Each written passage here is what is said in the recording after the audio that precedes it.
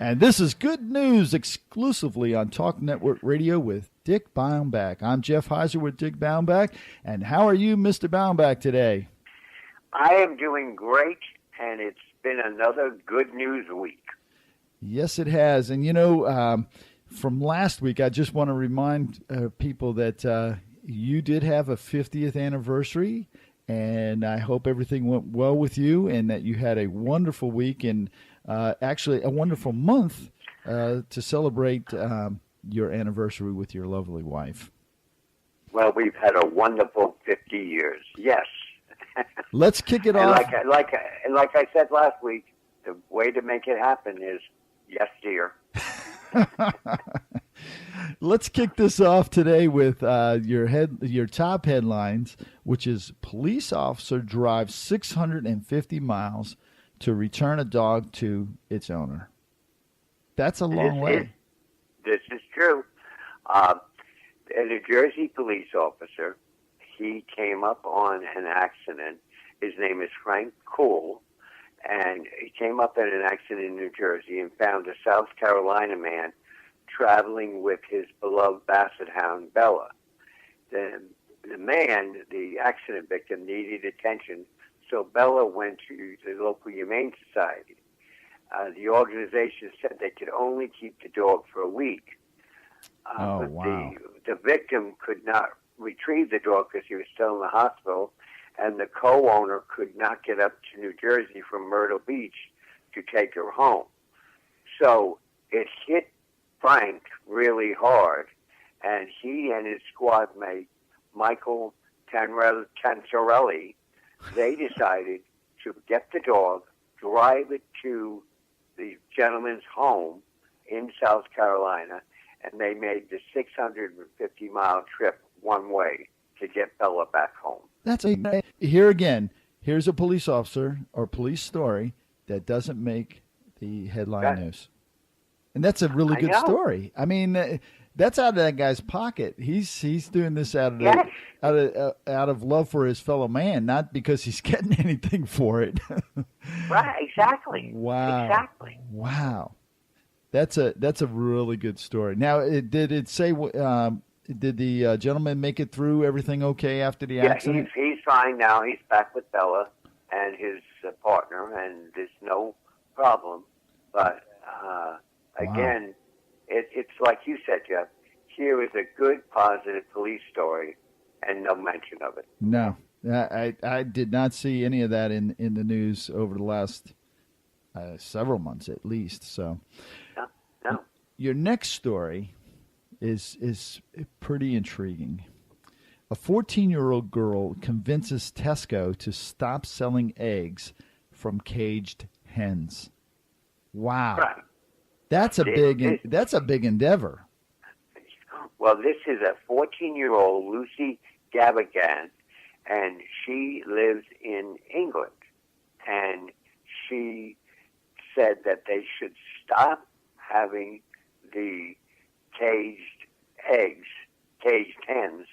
And so she put up a petition on the change thing, and 280,238 people signed the agreement.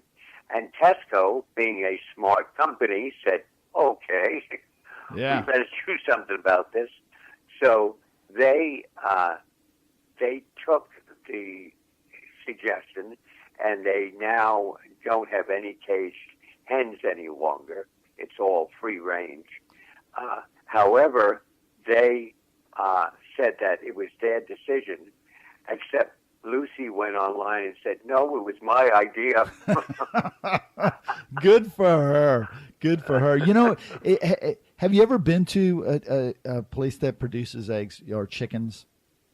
No. Actually, I have been to a farm, but...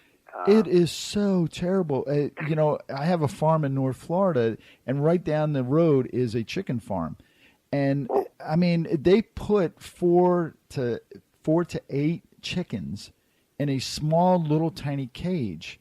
And the whole barn, I mean, it's like a football field length by about half football field wide, is filled with these cages and chickens from the floor to about 10 feet high. It is just so terrible. And we just don't have, I guess, the 14-year-old girl here in the United States to make that, be changed.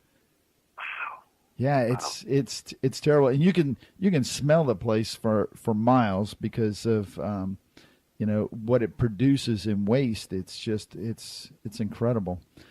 Well, one thing that has hit me, and as you're talking about that story, is that what's near you is the fact that this girl, 14, when Tesco came out and said, "Hey, this was our idea," she comes back. It was really good. Good for her. You will probably hear more about her in the future, I'm sure. She'll become the girl that changed the chicken industry or something. Yeah. Write a book. She'll have a movie. So your next story, man, this is another one of those stories, Mr. Baumbach, that just tugs at your heart. Boss buys car for employee who suddenly was tardy. Now, that seems okay. Well, the best part of it is he did it because we love you. Oh, yeah. I can't even continue to talk about this. You take it. Okay. Well, first of all, I got to ask you, what state do you think this happened in? Texas. Yes, you're correct, Chuck. It happened in Edinburgh, Texas, and Alex Rios owns Kids College Learning Center, and this learning center has become very successful, including being named Business of the Month this year.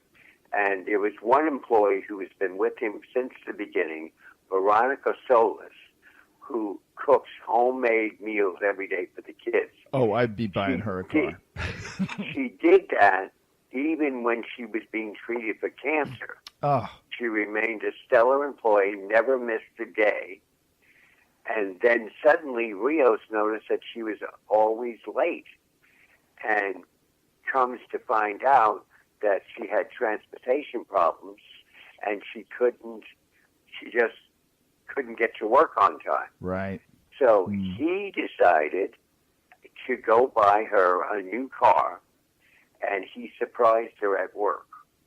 Wow. That's such a good story. That really is. How many bosses have you ever had that bought you a car? One, two, three. None. I think I've had a boss that wanted to take my car. Not give me one. That is such a good story. That really is.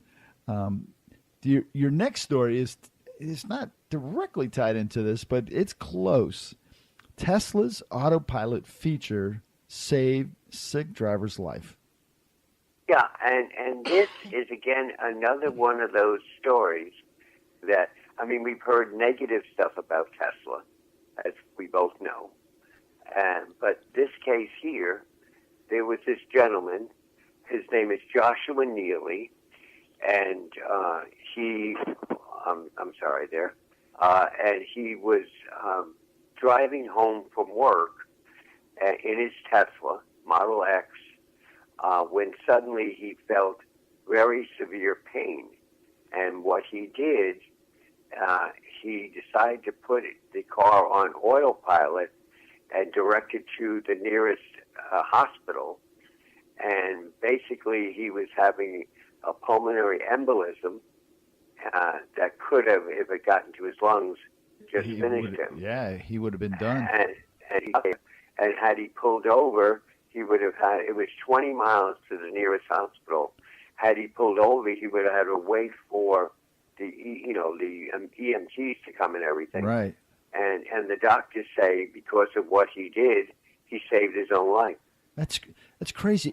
Now, let me ask you about this, because this is very intriguing. Autopilot feature. Now, did he actually put in the place and said drive there? That's correct. Wow. You know, he directed it to the autopilot feature and directed it to drive to that hospital. That in itself should be all the incentive that is needed for the entire auto industry to get this type of thing in place. You know, we've just seen where Uber is going to have self-driving cars, no drivers in them, and Google is talking about the same thing, and so is Apple. But this is actually taking place. This isn't something that's like, oh, well, it's, 10 years from now. This actually saved a life. That's incredible. Yeah, and again, that's what still stuns me is, we see on the nightly news about Tesla having an accident, etc. Yep. And here's something that this Tesla car did correctly, and nobody's talking about it. Yeah, I know. I have to share with you. I went out and I was looking at Subarus, and we test drove this Legacy Subaru, and the guy says, take your hands off the wheel and put them behind your head, and just let the car go. And so I did, and the car like drives itself. It stays in the lanes, Wow. and you can make it.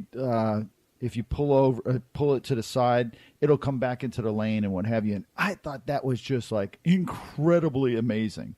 And it detects, vehicles in front of you, and it'll brake and stuff. But this is autopilot, man. Wow. Wake me up in 2 hours when I get to the hospital. Wow.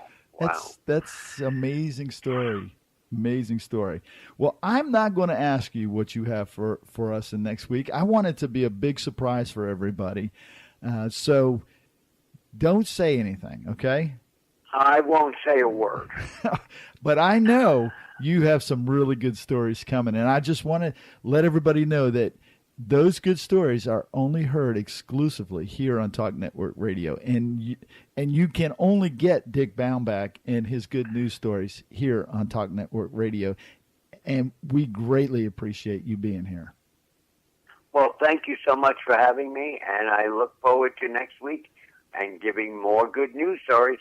Thank you, Mr. Baumbach, and we'll see you then. Take care. Thank you, sir.